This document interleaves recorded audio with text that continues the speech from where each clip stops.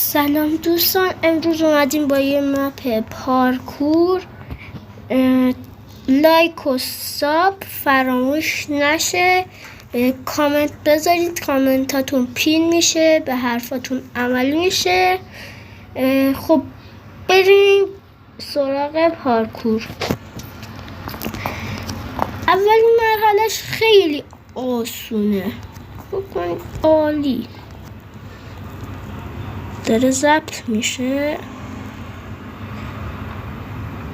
آره خب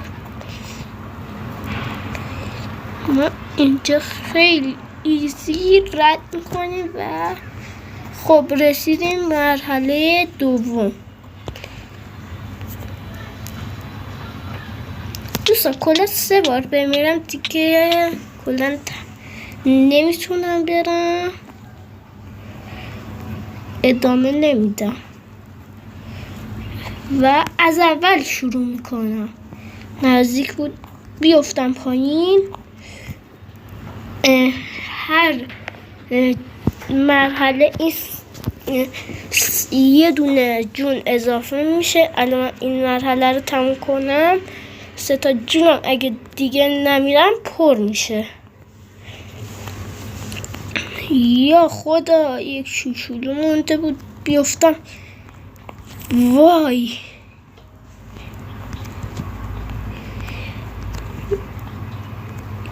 اینجا و میپریم اینجا و میپریم اینجا، یه دورخیز میکنیم، بلند میشیم، سرعت رو میگیریم و میپریم اینجا.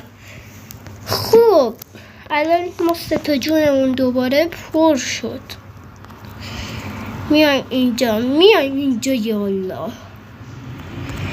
من اینو تا مرحله 3 میرم و پارت به پارتش میکنم.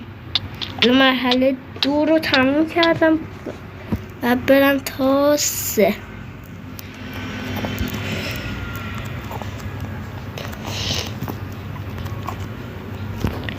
یعنی من اینو برم وسط، پایین اومدنش راحته، فقط من بالا رفتنشو نمیتونم، سخته و کلا یه جون برام باقی مونده.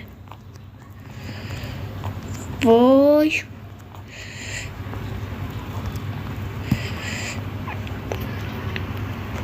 خدایا برسم و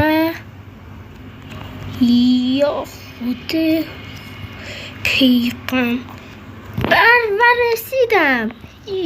الان شدم 2 تا جون.